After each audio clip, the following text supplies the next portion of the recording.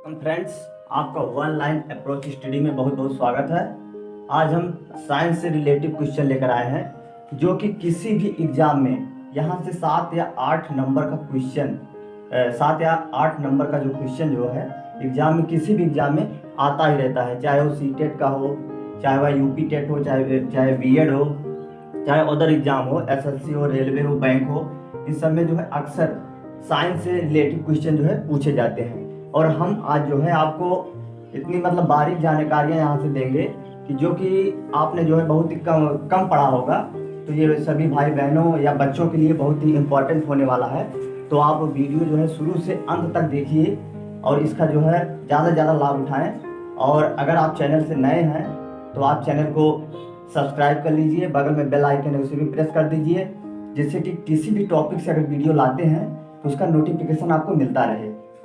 और दोस्तों, यहाँ पर आज हम चर्चा करेंगे मनुष्य का पाचन तंत्र के बारे में। जैसे कि हम जानते हैं कि हमारे शरीर में बहुत से ऑर्गन हैं, उनका अलग अलग काम है, अलग अलग सिस्टम है, उनका अलग अलग कार्य है। तो उसी में से एक जो है डाइजेस्टिव सिस्टम ऑफ मैन के बारे में हम चर्चा करेंगे, जो कि आदमी के शरीर में जो है कुल मिला के 5 तंत्र होते हैं। जैसा कि लगभग सभी जानते हैं। जैसा पहला तंत्र होता है हमारा ये त्वचा, जो स्किन होती है उसे एपिडर्मिस सिस्टम कहा जाता है।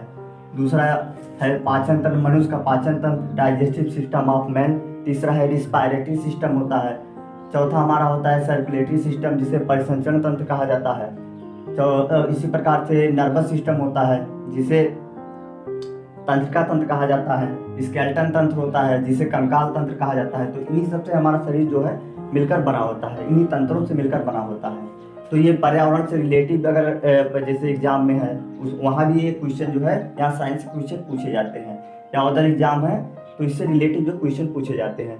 तो इतनी बारीकियों से हम चर्चा करेंगे, तो जो कि आपके लिए बहुत इंपॉर्टेंट होने वाला है, आपकी नॉलेज के लिए होने वाला है। और आपकी तैयारी जो आप कर रहे हैं, चाहे 6 से लेकर 12 क्लास तक की तैयारियां जो बच्चे कर रहे हैं, उनके लिए भी बहुत ही महत्वपूर्ण होने वाला है। तो आप वीडियो जो है देखिए, शुरू से अंत तक देखिए और इससे बने रहिए। और इसमें जो है जो आपको समझ में नहीं आए वहाँ पर आप कमेंट करिए, उसका जो है रिप्लाई जो है दिया जाएगा, उसे सॉल्व किया जाएगा। और लाइक करिए और ज़्यादा से ज़्यादा ये मित्रों में शेयर कर दीजिए। तो आइए देखते हैं दोस्तों, जैसा कि चैनल क्या है, वन लाइन अप्रोच स्टडी। यहाँ पर हम पढ़ाएंगे आपको डाइजेस्टिव सिस्टम ऑफ मैन, मनुष्य का पाचन तंत्र के बारे में बताएंगे। जैसे कि आप डायग्राम में देख रहे हैं, जो बनाया गया है ये मनुष्य का पूरा सिस्टम है, पाचन तंत्र का सिस्टम है, ये बनाया गया है। जैसे कि हम जानते हैं, शुरू में हमारा जो पाचन तंत्र के अंतर्गत आता है, मुंह आता है। तो मुंह के अंदर एक कैविटी होती है जिसे वूकल कैविटी कहा जाता है। वूकल कैविटी, वहाँ पर क्या होते हैं, जीभ होते हैं, दांत होते हैं, तालू होती है, वहाँ पे ग्लॉटिस भी होती है, घाटियाँ भी होती है, ग्रेसली भी होती है। ये सब सिस्टम यहाँ पर होते हैं। उसके ऊपर ही देखो लार ग्रंथियाँ होती हैं, 3 जोड़ी लार ग्रंथियाँ होती हैं। मुंह के अंदर जो है 3 जोड़ी लार ग्रंथियाँ होती हैं। और इसके जस्ट नीचे आएंगे तो हम देखेंगे ग्रास नली होती है, जिसे इसोफेगस कहा जाता है। ये कुल मिला के 25 सेंटीमीटर लंबी होती है।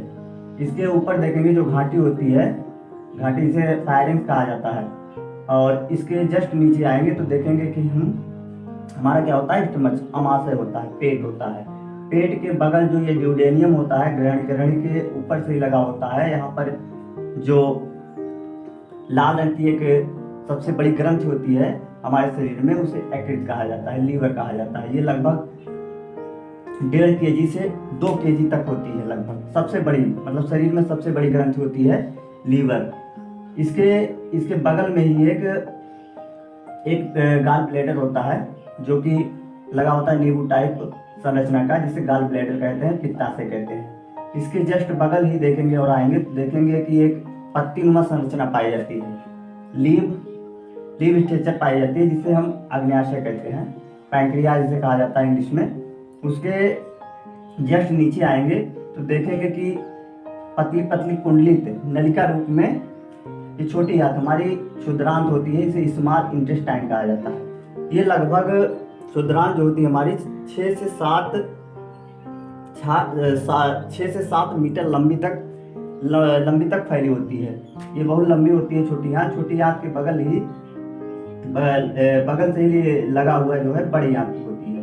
बड़ी आंत जो है कुल मिला के होती है, बड़ी आंत 7 फीट लंबी होती है, 7 फीट लंबी होती है। इसके जस्ट बड़ी आंत के जस्ट नीचे ही एक होती है क्या, क्रीमी रूप परिशेषिका, इसे वर्मीफ्रॉम अपेंडिक्स कहा जाता है। जैसे कि जब भोजन किसी कारणवश इस नली में चला आता है, ये 2 से 3-4 सेंटीमीटर तक होती है लंबी, तो इसमें चलाता है तो भोजन सड़ने लगता है। तो किसी कारण जो है डॉक्टर जो है ये हमारे जो है अवशेषी अंग होता है, इसे डॉक्टर काट के निकाल देते हैं जब इसमें दर्द ज़्यादा बढ़ जाता है, तो इसको कहा जाता है कि उन्हें क्या अपेंडिक्स हो गया है। तो यही वर्मीफ्रॉम अपेंडिक्स होता है। उसके जस्ट ऊपर आएंगे, संरचना रूप देखेंगे तो यहाँ पर बड़ी लार्ज इंटेस्टाइन होती है। लार्ज इंटेस्टाइन के में 3 पार्ट ये नीचे होते हैं, जिसको कोलन, रेक्टम, एनस कहा जाता है। तो इनको एक एक करके हम चर्चा करेंगे। तो जैसे कि भोजन हमारा जब हम भोजन करते हैं तो 5 चरणों में पूरा होता है। पहला होता है अंतर्ग्रहण जिसे इंजेस्टेशन कहते हैं। इसके बाद होता है पाचन, डाइजेशन कहते हैं। तीसरा होता है अवशोषण जिसे ऑब्जॉर्बेशन कहते हैं। चौथा स्वामीकरण होता है और लास्ट होता है मलित परित्याग जिसे डिफेक्शन कहा जाता है। तो इन 5 चरणों में जो है भोजन पाचन की प्रक्रिया पूरी होती है। तो इन 5 चरणों के बारे में पढ़ेंगे। सबसे पहला हमारा चरण होता है जैसे कि भोजन सबसे पहले हमारे मुंह में आता है। तो मुंह के अंदर क्या होती है, दांत होती है। कुल मिला के दांत मुंह के अंदर जो है 32 पाई जाती है, कितनी 32 पाई जाती है। इसमें जो कृंतक होता है, कृंतक जिसे इंग्लिश में इंसाइजर बोला जाता है, ये 2 जोड़ी होती है। 2 जोड़ी का मतलब होता है एक जोड़ी में 2, तो कुल मिला के 4। और रदनक जो कैनाइन्स होता है 1 जोड़ी होता है। इसके बाद इसके जस्ट बगल ही आगर चौड़ा जिसे प्री मोलर कहा जाता है, 2 जोड़ी होती है, 4। इसके जस्ट पीछे जो है 3 जोड़ी चौड़ा जिसे मोलर कहा जाता है। तो कुल मिला के एक तरफ जो होता है, या कह दिया जाए नीचे के जबड़े में, तो यहाँ पर 4 तो 6 4 10 6 16 16 16 32, कुल मिला के ऊपर और नीचे जबड़े मिलाकर मिला के 32 दांत होते हैं। तो सबसे पहले भोजन जो है हमारा यहाँ मुख में आता है। मुख में क्या होता है, जीभ होती है। जीभ वहाँ पर ये जो लार ग्रंथियाँ होती हैं, लार ग्रंथियों से जो है एमॉक्सिलिन या टाइलिन नामक क्या निकलता है, एंजाइम निकलता है। वो क्रिया करता है किस पे, मांड पे क्रिया करता है। मांड को जो है माल्टोज में बदल देता है। और यहीं पर माल्टेस जो होता है, माल्टेस में माल्टोस नामक एंजाइम होता है, ये ग्लूकोज में परिवर्तित कर देता है। तो यहाँ पर जो लार का पीएच होता है 7 होता है। उदासीन लार क्या होता है, उदासीन होता है, न क्षारीय न अम्लीय। इसके जस्ट नीचे आएंगे, जब यहाँ पर भोजन जो है टाइलिन में मिल जाएगा छोटे छोटे टुकड़ों में, ये जो हमारे दांत होते हैं जैसे कृंतक, ये काटने का काम करता है। रत्नक उसे चीरने फाड़ने का काम करता है। अगर चवड़क जो है इसे छोटे छोटे टुकड़े में करता है, चवड़क उसे और बारीक टुकड़ों में कर देता है। इसके बाद भोजन धीरे धीरे इस ग्रसनी से फायरिंग से होता हुआ यहाँ पे घाटी होती है। जब भोजन जैसे कि हम करते हैं तो घाटी का काम, जो फायरिंग का काम होता है, यहाँ पर श्वास नली भी होती है, उस नली को बंद कर देता है, जिसे पिगलाट कहा जाता है। उस नली को बंद कर देता है और ये ग्रास नली इसोफेगस को खोल देता है, जिससे भोजन धीरे धीरे आमाशय में आ जाता है। कहाँ जाता है, स्टमच में आ जाता है। स्टमच में भोजन जो है कुल मिला के 3 से 4 घंटे तक रहता है, नियर अबाउट 3 से 4 घंटे तक रहता है। यहाँ पर जो है जठर ग्रंथियाँ पाई जाती हैं। यहाँ पर क्या पाई जाती है, जठर ग्रंथियाँ पाई जाती हैं। जठर ग्रंथियों से कौन कौन सा एंजाइम निकलता है, जैसे कि इसमें निकलता है पेप्सिन निकलता है। पेप्सिन का कार्य क्या होता है, पेप्सिन जो होता है प्रोटीन को जो है पेक्टोन्स में तोड़ देता है। किस में तोड़ देता है, पेक्टोन्स में तोड़ देता है। प्रोटीन जो है पेप्सिन नामक एंजाइम, प्रोटीन को पेप्सिन नामक एंजाइम पेक्टोन्स में तोड़ देता है। और जैसे कि हम जब दूध को भी खाते हैं तो वहाँ पर दूध में केसिन होता है। केसिन में जो है रेनिन नामक, यहाँ पर आमाशय में जो है रेनिन नामक एंजाइम निकलता है। ये कैल्शियम पैराकेसिनेट में जो है इसे फाड़ देता है। कहने का मतलब दही रूप में बना देता है। तो भोजन यहाँ 3 से 4 घंटे तक रहता है। और यहाँ पर HCl भी निकलता है। ये जठर ग्रंथियों से HCl भी निकलता है। HCl से जो बैक्टीरिया मतलब भोजन से आ जाते हैं उन्हें नष्ट कर देता है।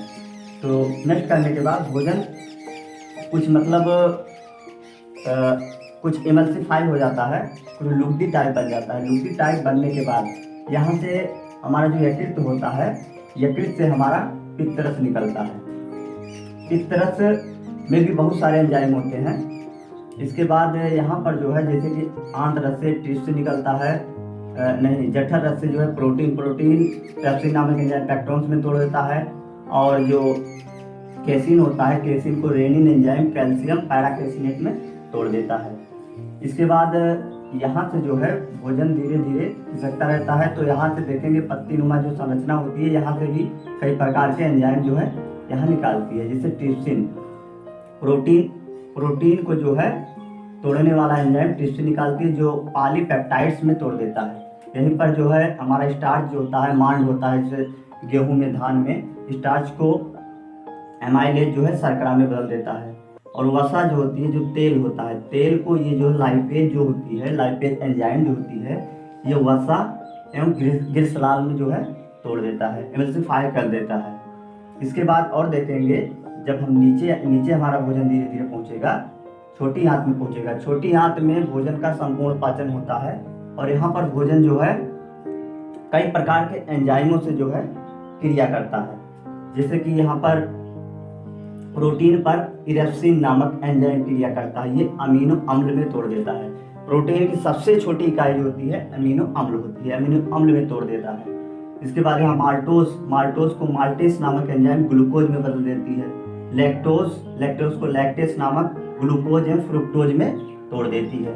और यहाँ पर सुक्रोज होता है भोजन में, उसे सुक्रेज नामक एंजाइम ग्लूकोज एवं ग्लैक्टोज में तोड़ देती है।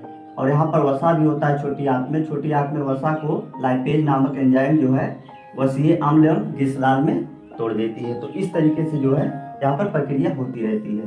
तो जैसे कि हमारा मेन जो बड़ी ग्रंथि होती है लीवर, जिसे यकृत कहा जाता है, इसका मेन कार्य क्या होता है, जैसे कि हम बता रहे हैं कि लीवर में जो है हिफेरिन नामक एंजाइम निकलता है, प्रोटीन एंजाइम निकलता है। हिफेरिन का कार्य क्या होता है, हिफेरिन जो हमारी वेंस होती है, नसें होती हैं, उसमें ब्लड क्या होता है, सर्कुलेट होता है। तो ब्लड को क्या करती है, ये जमने से रोक देती है। ये हिफेरिन नामक प्रोटीन एंजाइम जो है ये जमने से रोक देती है, जिससे हमारा ब्लड जो है धमनियों में या सिराओं में जमता नहीं। इसके बाद यहाँ पर जो है फाइब्रिनोजन जो है नामक प्रोटीन एंजाइम निकलता है, यकृत से निकलता है, जो कि हमें चोट लगती है तो रुधिर का थक्का बनाने में बहुत महत्वपूर्ण कार्य करता है। और लीवर का एक कार्य और होता है जो ग्लूकोज का भंडारण करती है। ये लीवर जो है ग्लूकोज का, जैसे ग्लूकोज को ग्लाइकोजन में बदल कर जो है यहाँ पर स्टोरेज करती है, ग्लूकोज का भंडारण भी करती है। और यहाँ पर एक मेन पॉइंट ये है कि अगर किसी ने जो जहर खाया है या किसी सांप ने जो है किसी व्यक्ति को काटा है, तो सबसे ज़्यादा प्रभावित हमारा क्या होता है, लीवर होता है। तो डॉक्टर लोग यही लीवर की जांच करके पता करते हैं कि कितना पॉइजन जो है, पॉइजनस इसका शरीर किस तरीके से हुआ, कितना पॉइजन इसके शरीर में इंजेक्ट हुआ है, तो लीवर के द्वारा ही पता किया जाता है। तो ये मेन पॉइंट है। इसके बाद यहाँ पर एक कार्य और होता है जो हमारा ये अमीनो अम्ल होता है। अमीनो अम्ल प्रोटीन में अमीनो अम्ल में छोटे छोटे में टूट जाता है, जिसमें अमोनिया भी पाया जाता है। अमोनिया को यूरिया में बदलने का कार्य भी यह करता है। उपापचय मेटाबॉलिज्म का कार्य भी यकृत ही करता है। इसके बाद जैसे कि हम और नीचे आएंगे तो ये जो अग्न्याशय होता है, अग्न्याशय जो है ग्लूकोज के उपापचय का नियंत्रण करता है। और यहाँ से एक मेन प्रोटीन एंजाइम जो इंसुलिन निकलता है, ये ग्लूकोज को जो है यहाँ पर ये नियंत्रित करता है। जैसे कि अगर ग्लूकोज की मात्रा शरीर में बढ़ जाती है तो इंसुलिन डायबिटीज नामक क्या हो जाता है, रोग हो जाता है। और जैसे कि एक मेन टॉपिक हम जानेंगे कि जैसे कि पित्तरस का भंडारण कहाँ होता है। पित्तरस निकलता तो लीवर से है, लेकिन इसका भंडारण कहाँ होता है, इसका भंडारण जो है गाल ब्लैडर, ये जो ये संरचना है नींबू टाइप, इसमें होता है, मतलब गाल ब्लैडर में होता है। जो बाइल जूस निकलता है उसका pH 7.7 होता है, क्षारीय होता है। इसका भंडारण जो है गाल ब्लैडर में होता है। पित्ताशय में इसका बाइल जूस का भंडारण हो जाता है। ये बहुत ही महत्वपूर्ण क्वेश्चन है, कई बार एग्जाम में पूछा गया है। इसके बाद आगे हम देखते हैं, जैसे कि हमने बताया अंतर्ग्रहण। भोजन जब हम करते हैं तो अंतर्ग्रहण के अंतर्गत भोजन को करते हैं। इसमें टाइलिन, एमाक्सिलिन, जो नामक एंजाइम इसमें मिश्रित होता है। धीरे धीरे भोजन क्या होता है, पतला होता चला जाता है, दांतों से कूटा पीसा जाता है। इसके बाद जब उसे जो है स्टमच में पहुंच जाता है, स्टमच में HCl हाइड्रोक्लोरिक एसिड या और सारे एंजाइम्स जो है वहाँ पर निकलते हैं, जैसे जठरस निकलता है, पेप्सिन, रेनिन, ये सब एंजाइम निकलते हैं। इसके बाद जब ये एंजाइम निकलते हैं, इसके बाद भोजन का अवशोषण होता है। अवशोषण का मतलब है भोजन का अवशोषण मतलब भोजन को रक्त में पहुंचाया जाता है, एब्जॉर्प्शन किया जाता है। और ये जो है हमारी विलाई करती है। रसांकुर जो छोटी आंत में पतली पतली नसें होती हैं, वो भोजन के छोटे छोटे बहुत बारीक टुकड़ों को जो है वहाँ से एब्जॉर्ब करती हैं। एब्जॉर्ब करने के बाद जब भोजन ब्लड में मिलता है तो उसे एसिमिलेशन कहा जाता है, स्वांगीकरण कहा जाता है। इसके बाद लास्ट जो हमारा आता है डिफेक्शन कहलाता है। डिफेक्शन जो बड़ी आंत में भोजन पहुंचता है, जब बड़ी आंत में पहुंचने के बाद भोजन जो है 4-5 घंटे तक वहाँ पर उसका क्या होता है, पाचन होता है। तो वहाँ पर जो पाचन होता है, जैसे कि वहाँ erepsin, maltase, lactose, sucrase, lipase नामक एंजाइम जो है भोजन को बहुत बारीक टुकड़ों में बदल देती है। तो बदलने के बाद वहाँ पर एसिमिलेशन हो जाता है। वहाँ ब्लड में जो भोजन के जो पार्ट होते हैं, बहुत बारीक पार्ट होते हैं, ब्लड में मिलना शुरू हो जाते हैं। तो वहाँ पर भोजन का एसिमिलेशन होता है।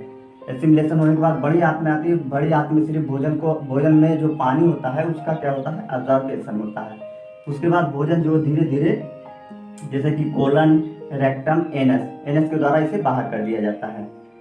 तो इस तरीके से जो है हमने जो है मनुष्य का पाचन तंत्र आपको बहुत क्लियर तरीके से, बहुत अच्छी तरीके से यहाँ पर हमने समझाने का प्रयास किया है।